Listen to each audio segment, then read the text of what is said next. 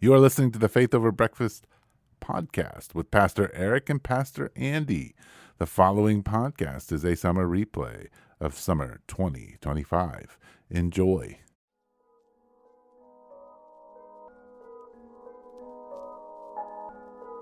Welcome to Faith Over Breakfast. This is Andy Littleton from Mission Church in Tucson, Arizona, sitting across from my buddy with the pink keychain, Eric Siepen from the Village. Yeah, the unicorn. That is incredible. So here's the thing. My wife works in the admissions at the U of A. So if you get into the University of Arizona, it's because she approved you. Ah. And one of her coworkers, they call him the unicorn. Yeah. Because apparently anytime there's a question that nobody knows anything, he can answer it. And so his nickname is the unicorn. So all of his office mates, any excuse, will give him unicorn. So his entire office is full of pink unicorns. This is one of them that's left over from that. Wow. Well, that's the perfect segue because today we had the pink unicorn, Paul Vanderklay, with us and his friend John Van Donk. And right? Yeah, you see how I did that? Yeah, it was really good. And no, we had a really fun conversation. Paul and John are in town. John is kind of an orchestrator of big ideas, I hear, and he has orchestrated Paul's fifth missionary journey, which is a trip across the West Coast, in which Paul Vanderklay, who's got a YouTube channel, that's really grown lately, especially around talking about Jordan Peterson. But when we put a link to it, it's just going to dive. It's going to Faith Over Breakfast. Yeah. Our Faith Over Breakfast matrix will all of a sudden get layered on yours, and you're going to go back to just being a normal guy. But which might be fine as we discuss as we get in here. So anyway, we had a good conversation. It was really good. Really glad to have them on. Stay tuned in, especially if you want to hear about what it's like to do ministry in an online space and then see that come home into real relationships, and then a lot of discussion that surrounds all that. Yeah. Hey, good morning, Eric. It's good to see you, man. And I've actually been seeing you for a little while. We just went to Prep and Pastry for some breakfast, and we've got friends. We've got friends with us today. And we never have friends. We rarely have friends. I want to take a quick moment. I want to stop right there and say that you always correct everything I say. Let's get there. I want to go with my hyperbole. We never have friends. Let's just leave it at that. You're absolutely right. Thank you. Oh, I feel much better. So much better. There's a quick matter of business that we do need to deal with, and that is that not too long ago here on Faith Over Breakfast, Eric stated that he had been food poisoned by Prep and Pastry. And so today I said, Eric, you want to go back to this place where you got food poisoning? He said, I didn't get food poisoning there. And I said, you said you did, publicly, to our millions of listeners in Japan who might be coming here to, take a vacation, and they're going to avoid this place. And he said, it turns out I was just sick. That had nothing to do with Prep and Pastry. So we need to clear the record. Eric Siepen is fine eating at Prep and Pastry. In fact, I know all the waiters. And he knows the waiters. It was delicious. The potatoes are great. It's all good. Very good. So, anyway, Eric, who do we have with us here? They've been hanging out at your church. Well, have they been hanging out at my church? Yeah, I mean, you weren't here, but I wasn't here. Well, maybe you. I was here. Maybe you could introduce. Okay, we've got Paul Vanderklay, John Van Donk on for this episode, and Paul Vanderklay has a YouTube channel that has become it's kind of made a lot of moves, and it was kind of on accident, and it had a lot to do with talking about Jordan Peterson originally, and he is a pastor in Sacramento. Am I correct? That's correct. And he was sharing things on his YouTube channel, came across Jordan Peterson. It got some more traction. He's found himself with a following. And so he was down doing kind of a tour of the Western United States with his lead guitarist, John Van Donk, who's sitting steals here. Napkins from people. Who does have a Prep and Pastry napkin here, and may no camera. not return it. Little stealing problem. No, the camera's right there. When you're used to YouTube, you hold things up for the camera, but That's right. Guess what? We used to have a guy who'd come on who would always talk about our viewers. He would say our viewers are probably interested. So it's You're not the first. But John Van Donk is a friend of Paul's, has been on the YouTube channel, and tell us about how you got to know Paul. Let's just start. Let's just jump into this. Paul and I share a relationship as co-pastors or fellow pastors in the Christian Reformed Church, and there is a web forum, an email forum where conversations happen among CRC Voices. CRC Voices, yes, and we both participate there, and that's when I first came across Paul. With at that time, before he got into this video thing, was very active and wrote very perceptive and thoughtful pieces that I was drawn to, and I appreciate him on account of that. Then when he began to do his Jordan Peterson thing, I paid attention and I looked at some of the videos that he produced and was quite intrigued by that as well. And then it turns out that his church is about 20 miles away from where my in-laws live, and occasionally when we go to Sacramento area, I'd call him up and say, hey, let's have breakfast, or, and that kind of how the relationship blossomed. And then it turns out that he is drawing quite a following on his channel. Yeah. Yes. Yeah. So it he would may even be semi-famous YouTube. He might be. I mean, there are those YouTube phenoms. The guy we never got around to talking about who tells girls goodnight stories and stuff like that, who has all the millions of followers. You really should look into him. He tells girls goodnight stories. He talks to you like he's your boyfriend. Kid who's 16 and he talks to you like your boyfriend, and he makes probably like James Taylor and I'm Your Handyman. Well, kind of. Sometimes it's just he acts like he's listening to you. Yeah. Or he will act like you're in conflict. It's like, okay, honey, don't worry, don't rush it. I called the restaurant, got the reservations delayed. You're going to be okay. You look beautiful. Put on your makeup. He does this for 15, 20 minutes. He makes, I think, $100,000 a year. He's making a lot of money on this. He's getting the million views that you might someday get. Got, but anyway, that's misread. Creepy. It's creepy. It made it to national news. And then, of course, he's a Christian kid, so there's that. Anyway, Paul's basically doing that with Jordan Peterson stuff. Not really. I mean, but he's on YouTube. And so... We're going to run Paul's spot. He's not going to say anything. Let me tell you about Jordan. No, Jordan would never say that. Time to go to bed, Jordan. Jordan, lay down. Oh, gosh. But, Paul, give us... It is true, however, that people do listen to my podcast to put them to sleep. You were saying that. So it's very regular. It's a very common thing. Exists. And I often listen to podcasts before I go to sleep. And if I wake up in the middle of the night and I want to go back to sleep, put on a preacher, put on a podcast. And Paul, moment of truth. Have you ever listened to Faith Over Breakfast? I have not. I didn't even know it existed. Yeah. So now I'll have to find it on Pocket Cast. Yeah. Our Matrix a new voice system. to put you to sleep. There you go. That's right.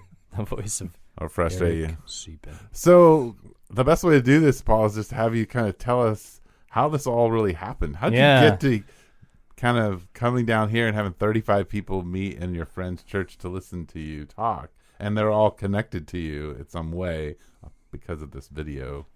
Yeah, you've got these personal relationships that started with the YouTube channel. Maybe tell us how the YouTube channel, give us some background.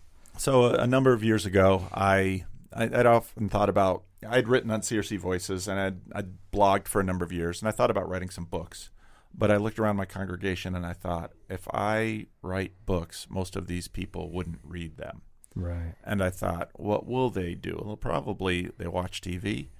And then a member of my congregation named Freddie Schuler came up to me one day, and he had an interesting, he had a little interesting career on radio for a while. And he came up to me and said, Pastor Paul, you and I should do a TV program together. And it's like, I don't think CBS and NBC are going to pick this thing up. So I said, I'll tell you what, Freddie, I'll use my smartphone and we'll make little videos and we'll call it the Freddie and Paul Show.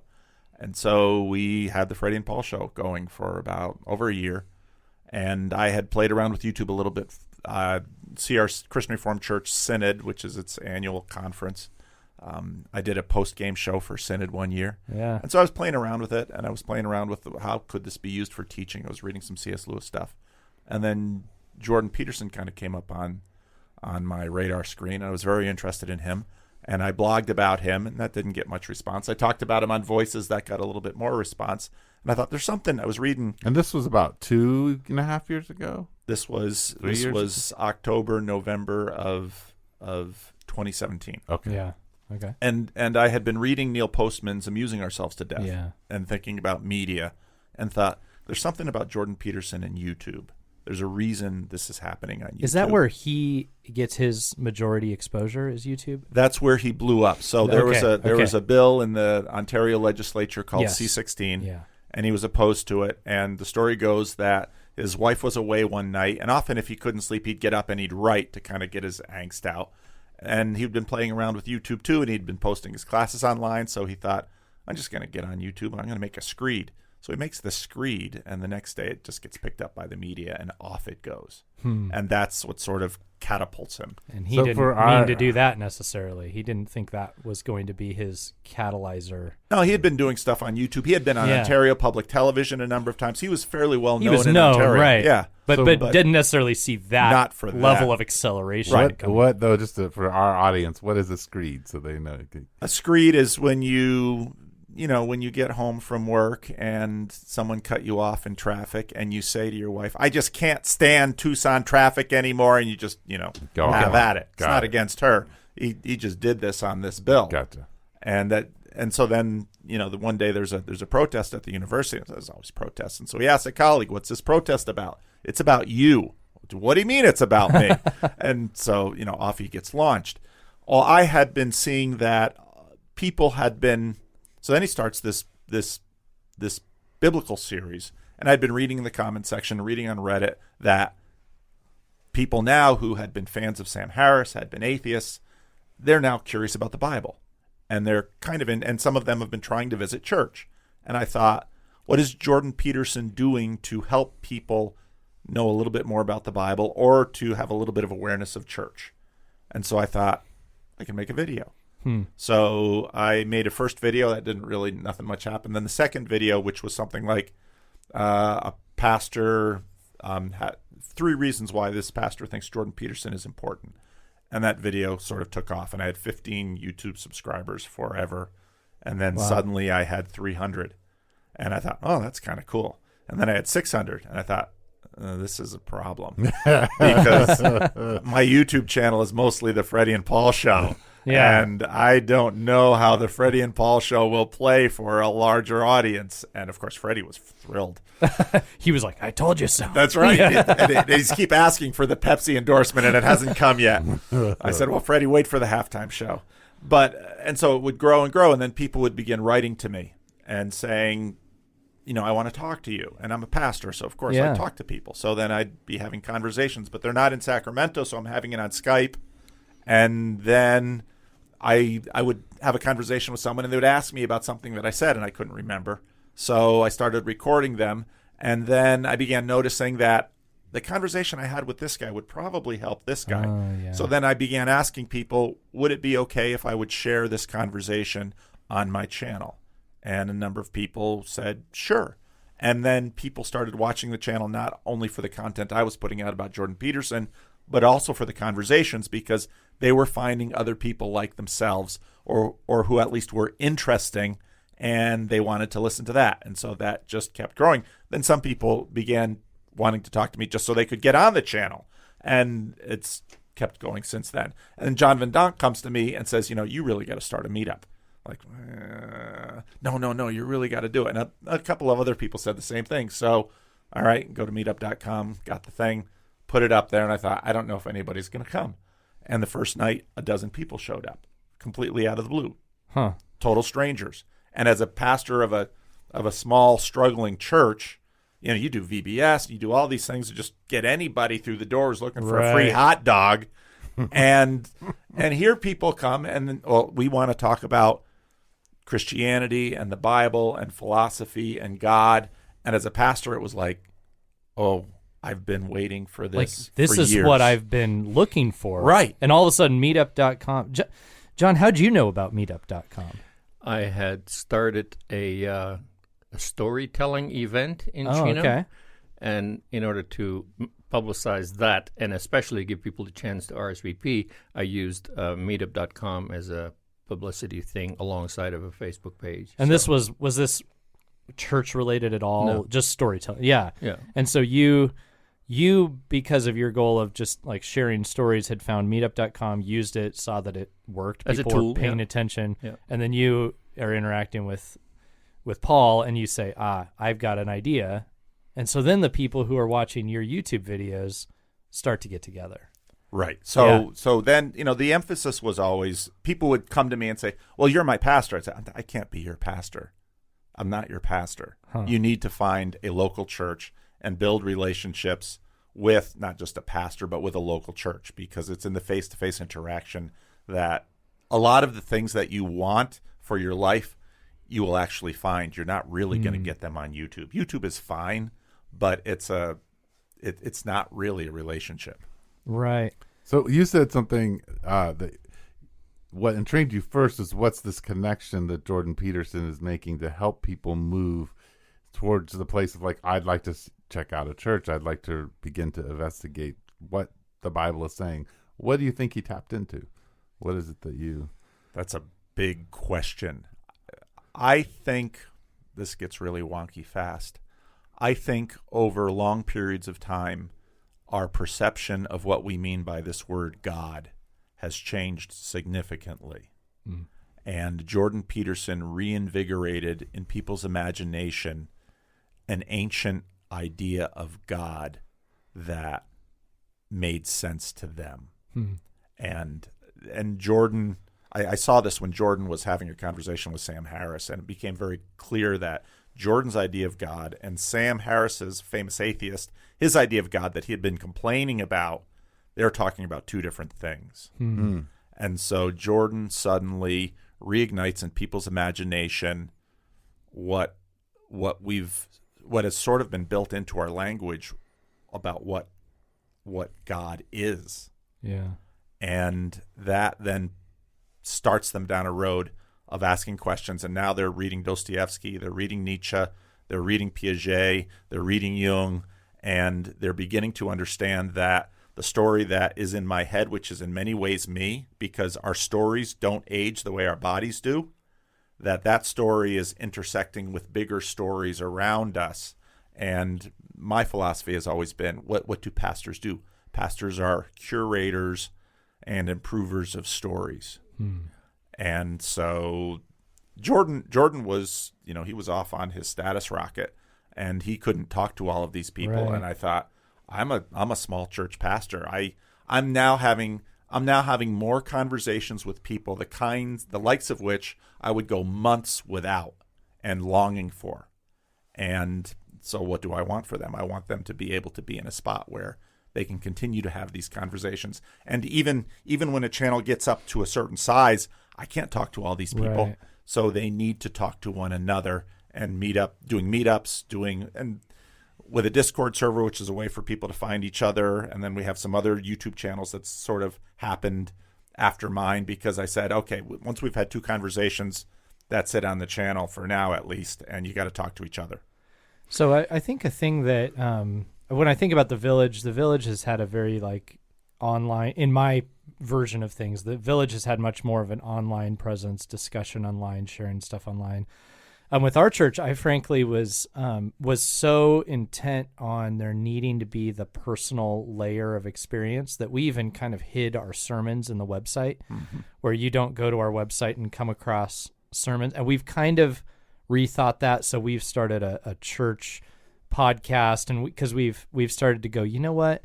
We are hearing that people might meet you in a digital space before and then trust you to come into your physical space.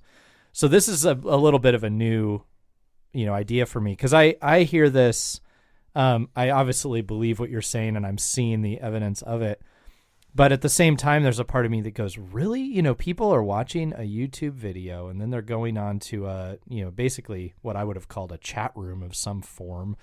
And then they're actually going to meet these people, and their friendship has already begun. And, so I'm owning that that's happening. But there's a part of me that I would say even within the last couple of years would have said, that's not really how it works.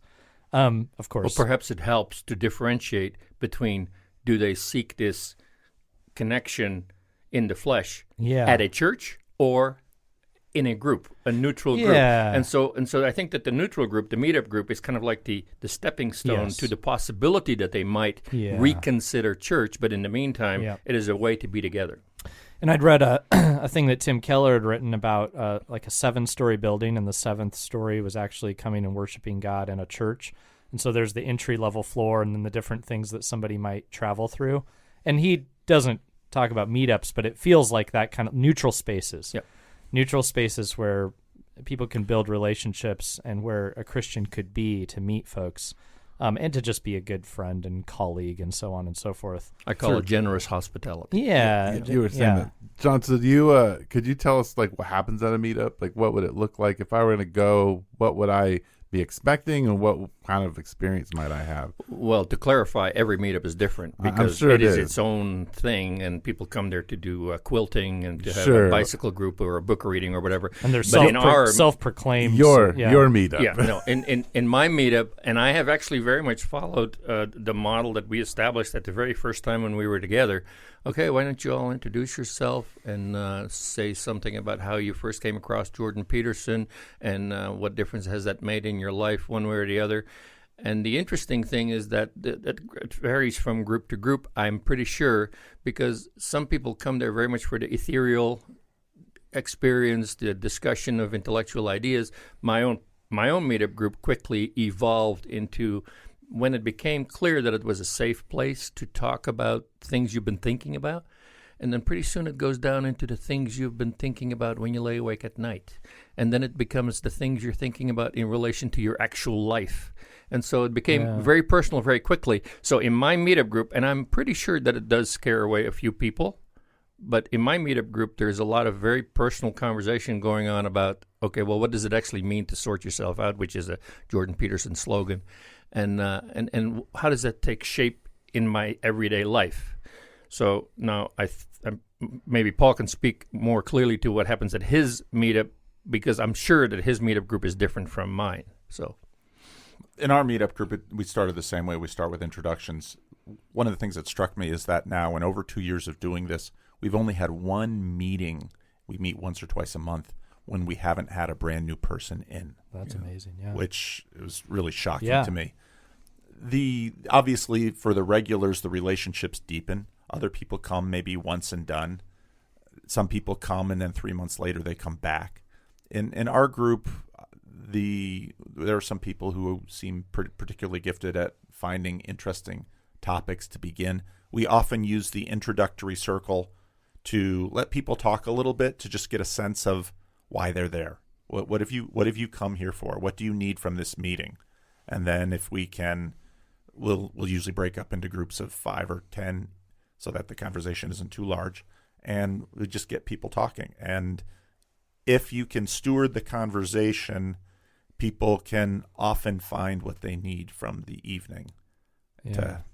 And you never know what that is because everybody's different. And some of these people may have a familiarity with you from YouTube or something, but some of these are just finding you on meetup.com. They're just scanning meetup.com, looking at where are people getting together and what are they talking about. Yeah. And they're showing up. Can you, so I'm telling you, I'm kind of like yet to be convinced on this in a way, or that this is new to me, the idea that like meeting people in the digital space is a really great space to meet folks. So just tell me what you've learned about that, like that, how that's moved from the digital space to being like a personal friendship, and how that's working for folks, and what if you could teach people in our churches who listen to this and a couple other pastor friends of ours who tune in, like teach us about it, I guess. Number one, people are lonely. Yeah. And if you look at ancient cities, there's all these pillars and roofs, but there's not a lot of walls. Mm-hmm. If you look at our civilization, there's all these walls. We have now made privacy a constitutional right. Mm-hmm. And that privacy affords people some of what they want, which is safety. Yeah. But a lot of it is loneliness and isolation. And so in some ways, YouTube conversations, podcasts are sort of methadone. They're not exactly a drug, and they're sort of helping people not be so lonely. Radio's done this for a long time. Television's done this for a long time. the internet is now allowing things to get more specific. Everything that we know about a real life church and real life people is that people are hurting, they're broken, they're complicated, and they're able to hurt each other. And so it's all the same stuff that pastors know. Yeah. It's helping people find each other. When they hurt each other, seeing if you can, okay, let's get past this hurt. But you often know that on the other side of hurt is the potential of vulnerability and relationship and openness. And so it's helping them to steward those conversations and steward those relationships, and also creating a community in which there's a culture that this happens. And this is part of why I'm so happy to be here at the Village, because just knowing Rod for all these years, Right. I see you guys as, you might find big, huge churches out there that have all kinds of people. But what I know about this church is that basic thing that most people need from church, this church does well. Now you might say, oh, look at all the times we failed. Yeah, but it's mostly we do failure. We do it well. I'm not gonna, You do it well, and I've seen that. Yeah, it's absolutely. I mean, and the church that I pastor, though not like the Village, is very influenced by it. I mean, Rod sits with me every week, and I think that there are unique things we're going to have dinner together. There's a general sense of hospitality and care for one another that comes through. There's a deep, if somebody gets hurt at our church, it hurts the whole church, because it ripples and it affects. And so we face those things. It's not like you just disappear and we've heard about our church that people know that we will envelop them into community. And so I think we learned this from a church like the Village, but it's not common. It's not, I would say that more churches have this going on than maybe we think. Yeah. But then again, it's very easy to go find evidence that churches don't act like this as well. So it's a unique thing that a church can offer, should offer, maybe needs to learn to offer again, instead of functioning like corporations, more like families. Yeah, John? Well, I belong to a much larger church. Yeah. But one thing that's been helpful for us is to conceptualize in our own mind the difference between digital hospitality, which is how does our website look to the outsider and people who just accidentally bump upon it. And then there is such a thing as physical hospitality, in terms of our physical space. Are we willing to share our facilities with other people for their own purposes? And then we hope that in and through all of that, we can develop some personal hospitality in our hearts for the other, in the sense that can I be friends with a person that I don't normally fellowship with, is not part of my community? Can I welcome them in much the same way that the Bible says, do not fail or neglect to practice hospitality, for in doing so, some have entertained angels unawares. And I work with the assumption that whatever person God brings into our midst may very well be a gift of God for us, instead of us being the gift to them. Yes, and this isn't a one-way thing, right? No, it's not. Yeah. Yeah. So can you, Paul, talk a little bit about, I think something unique about Jordan Peterson, and that he's a Jungian psychologist, and so that he offers a very pastoral approach to his philosophy and the way he engages. Can you talk a little bit about that and how that influences the way he engages? He is a clinical psychologist, and I think the heart of his, if he were to write a personal mission statement, I think it would be to help individuals lead a more meaningful and significant life. Yeah. And so he has majored on this. And the part where the Jungian psychology comes in. Now, of course, before I knew of Jordan Peterson, the tiny little bit I knew about Jung from the church was a red flag. That's about all I knew. Right. Yeah. But through this, I've had to read some Jung and get to know this a little bit. And I think one of the real contributions that Jung made, Jung as a young doctor went into was assigned to a mental hospital, and he got there, and the other doctor said, "Well, don't bother talking to the patients because they're crazy." And he's like, "Well, isn't that our job to help these people?" And so he, against the orders of his supervisor, started talking to the patients and began to realize that the patients were living in a world that was very much connected to their storied world. In other words, the internal and the external stories were connected, and there were problems with that connection. And so he began to work on the relationship between the internal and the external story. And I think that is similar to what Jung was the son of a Reformed pastor. Yeah. And not a very happy father, but this is something that I think we in the church have always known, because we steward the stories of the Bible, and we steward the stories of people's lives, and we bring them together. And I've seen, I think this is part of what Jordan Peterson has blessed the world with in terms of his work, and many, many people have been blessed through him, I think. So the question I ask is, so I make this transition, and I'm transitioning into the church, or I'm thinking about exploring this. My experience is that you keep saying pastors are used to this. Pastors are used to curating stories, but many aren't. Yeah. That's not my experience. And the communities are not used to curating stories and beginning to help people come integrated, as we would talk about at the Village, in their story. So how do I negotiate that if I'm coming from the outside? But also, how do I make that transition if I'm a pastor?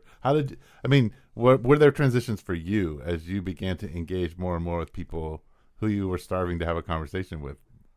Well, I learned pastoring from my father, who was also a pastor, and my grandfather, who was a pastor.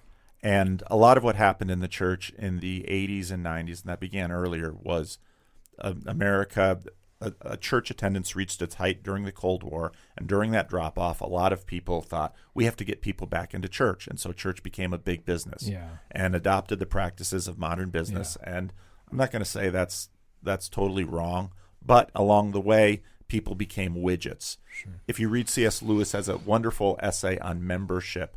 What you said earlier about, and when someone in church is hurting, the whole body hurts, that's exactly what the Apostle Paul said. It's exactly what C.S. Lewis said. And so these older traditions of pastoring know this. And so what we've seen in America now is sort of the evacuation of the middle, where you have many people in these large mega churches who tried to compensate with that with small groups, always to varying degrees, or the majority of churches, the vast majority of churches in America, have less than 75 people in them. And in a group that small, those dynamics really come to the fore. And so you look at people like Jordan Peterson, for example. The art of pastoring has not been lost.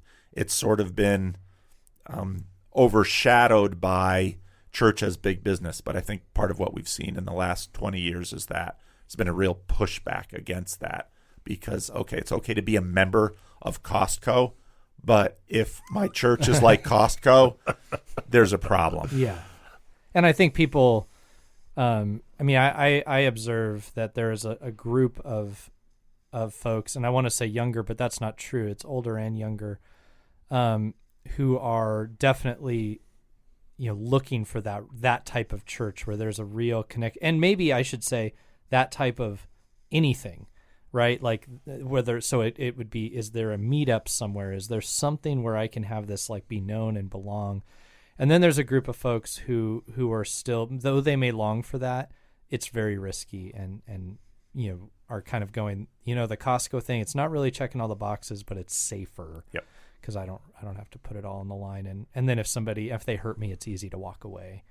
How have you observed people that you're meeting in like the digital space who are then walking into kind of what Eric's described? They're walking toward potentially the church or some form of community, processing that potential risk. How's that going? Has that been natural? How complicated? What, how are people responding to that invitation to be known, to come actually be physically present with others? So when I started this, I would say, one of my early videos was, look, I am not your pastor. I can't be your pastor. You need to find a local church. So then people would write me back, have you seen what's available to me in my town? I get like students, because I used to work with students, and people who they move out of town and they call and I go, do you go to church? They go, no, not anymore. But I'm really glad you're in my life or something. And I go, why not? And they go, look at the churches in my town. Yeah. Just go online, look at them. And I'm like, So that's one factor of it.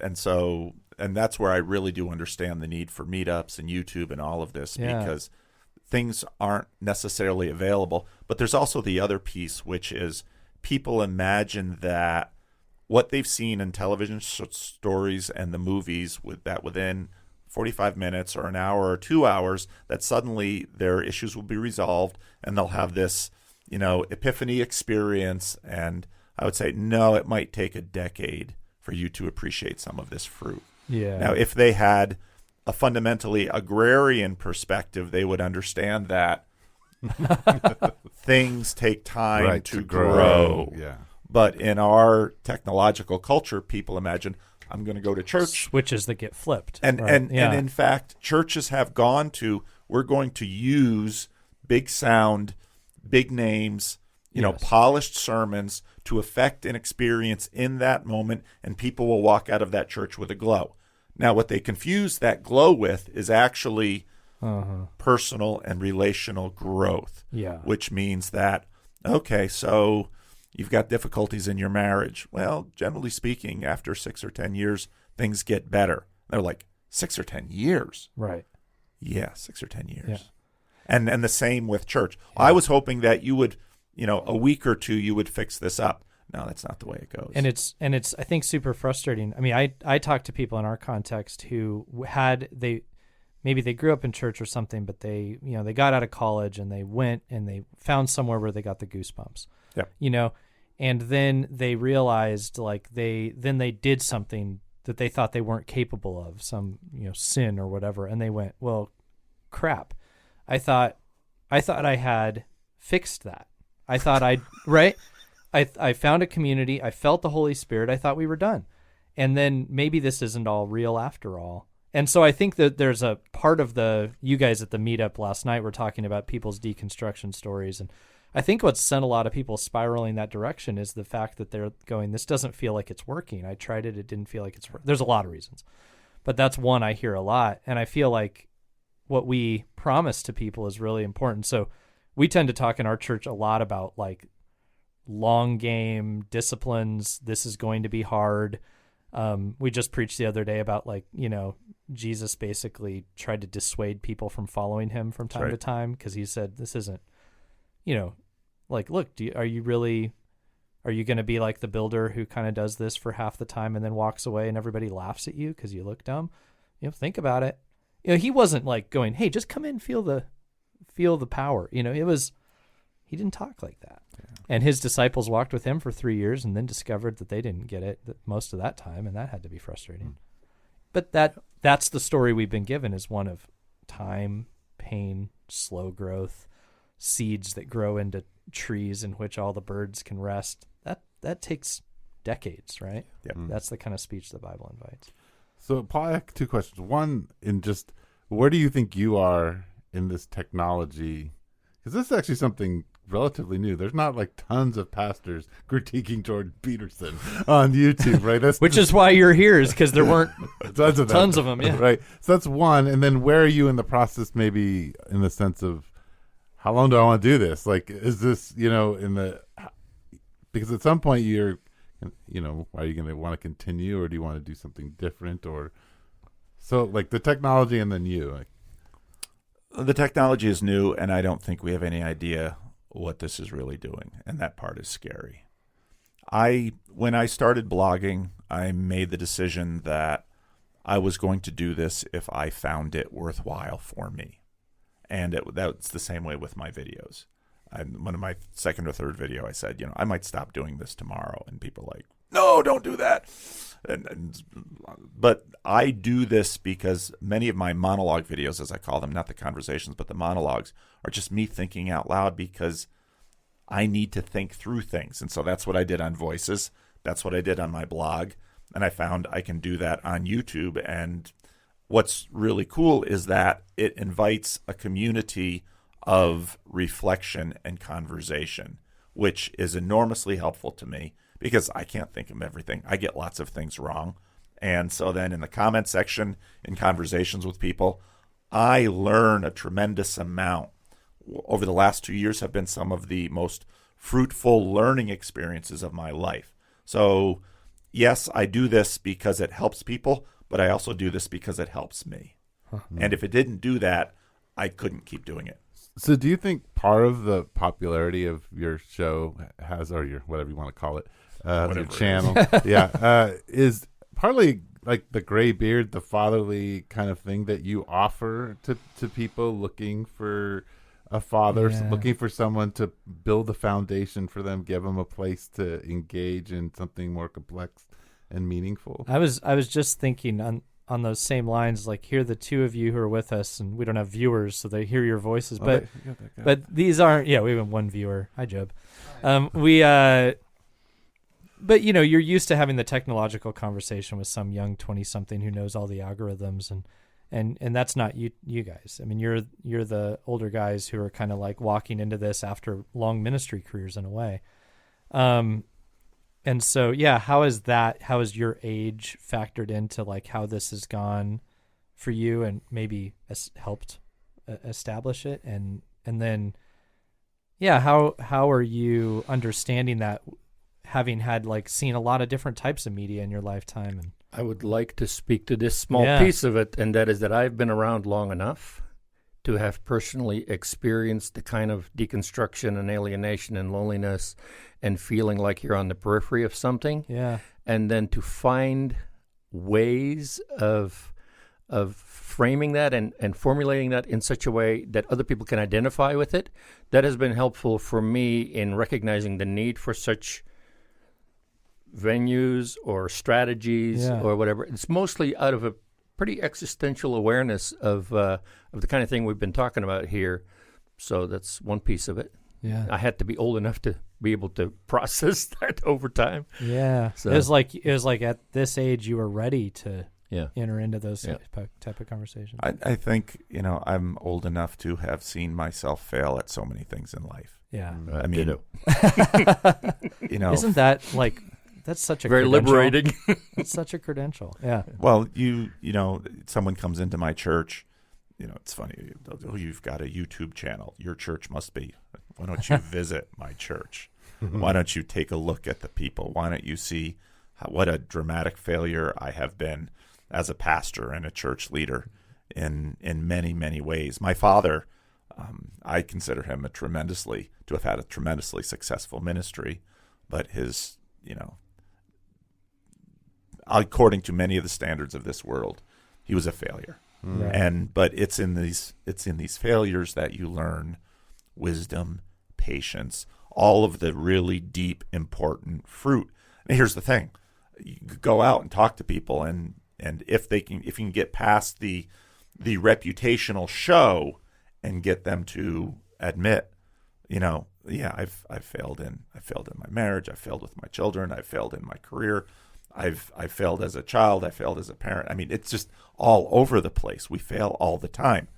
Okay, well, that's in some ways there's some good news in there. Let's find that good news and see what wisdom you have gained through these failures. An interesting thing that came up at the meetup yesterday was there's a guy named Ivan who comes to our church from time to time and is just connected with the meetup folks here in town.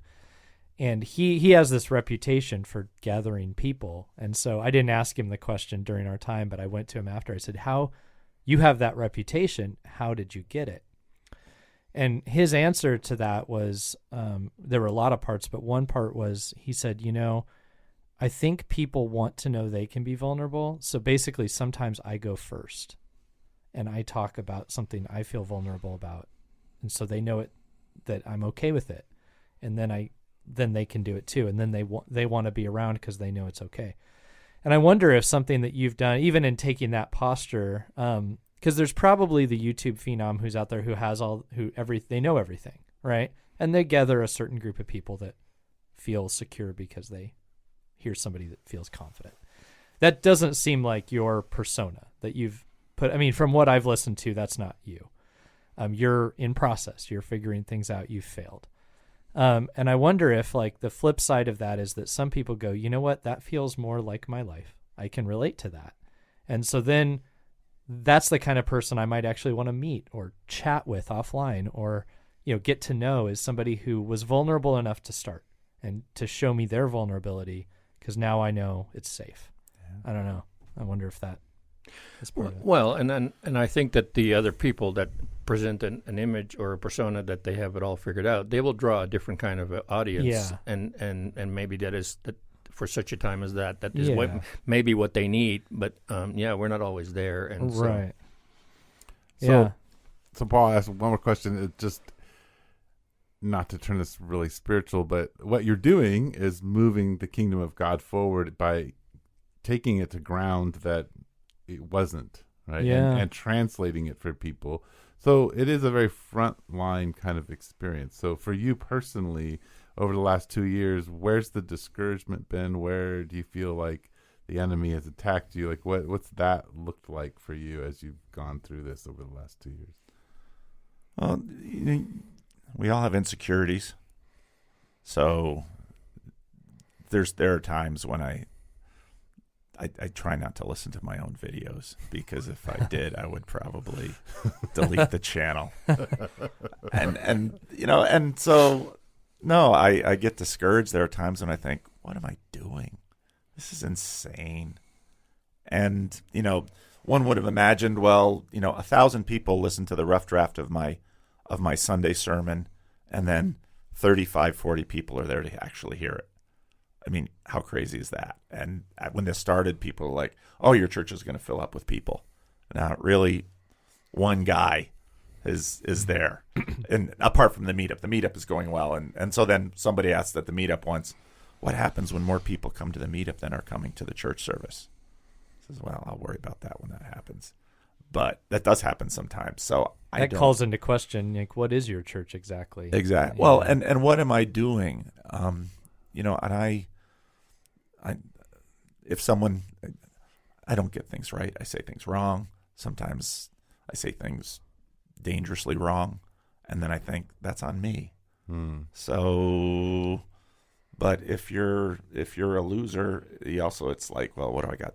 What do I really have to lose here? Right. If I were pastoring a large, successful church with a reputation, I could never have done this. I'm pastoring a church that nobody cares about. And so I'm a pastor of an insignificant church that nobody cares about. So what would he, who cares what he thinks? And so, which is probably a load of crap, by the way. Just, because, your church isn't insignificant and your ministry to them is valuable. But that said, the feeling of risk that you had going out, was low. It didn't feel like you were going to explode this thing that so many people had put their hope in, right? No. So it felt like, which is probably true for all of us when it comes to vulnerability, that we think so much rides on us and that our churches are so darn significant when, anybody could, could come and do that job. Yeah. There's a lot of truth to it. There's a lot of truth to it. Because we've seen others. We totally. Right. Yeah. So have you gotten criticism from people within your community about what you're doing? Not within my local community. We have a YouTube comment section, and I heard about that.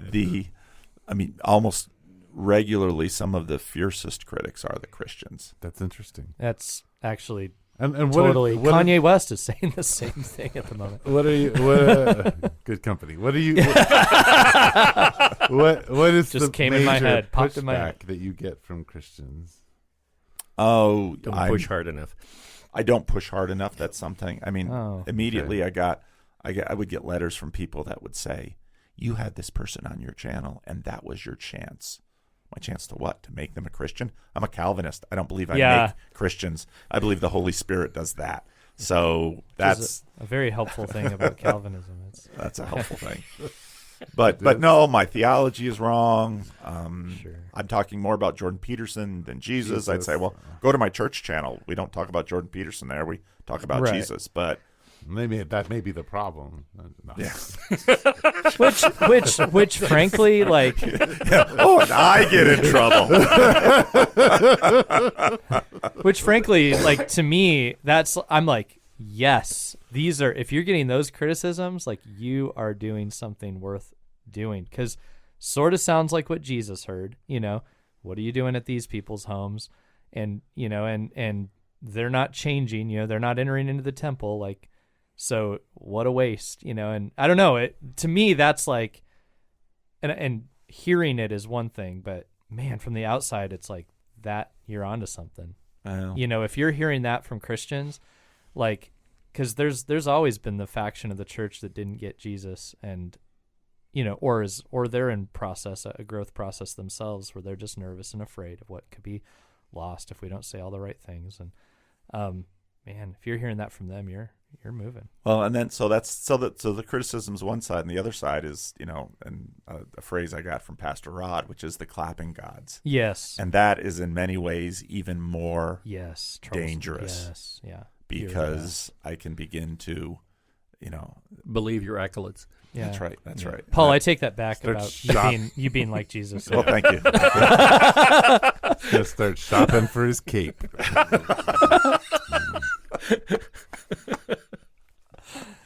Yeah. Well, about this celebrity thing, we're going to go on this Yeah, Paul's you're on tour. Paul's fifth missionary journey. That's hilarious. But the point of that is that, okay, we are banking on a certain amount of celebrity. Let's just be real about that. Yeah. Well, And so we're gathering people in different places. And last night, if that's the beginning of things to come, that's an enormous number of people that are going to show up.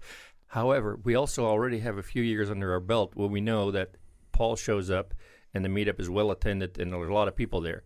And then he disappears. Yeah. And the long work of the growth is yet to come. Yeah. So we are not banking really on this being the revolution that's going to change the whole Western United States because we've driven up to Vancouver and back. No, we are trying to put a little seed in maybe, and then let local people carry that ball of hospitality and generosity and sensitivity and vulnerability, and let that become something in the end that God will be pleased with. Well, we probably better wrap it up for the time being. But thank you guys so much. It's cool to have you in town. Thanks for sharing about your journey. As I've tuned in and watched some videos, this was something I really wanted to talk to you about. So thanks for talking to us, and thank you for asking all the cool questions. Yeah. No, this is a pleasure. I love doing this. This is wonderful. Eric, thanks for taking us to Prep and Pastry and for reminding us how good it is and that it's safe and it's good. It's safe and good. Those potatoes, were the most amazing breakfast potatoes I have ever eaten. They are incredible. They really are. So I hope you spiritually taste those potatoes in your very own mouth and body right now. And thanks for tuning in. That was bad. Leave that. That was bad.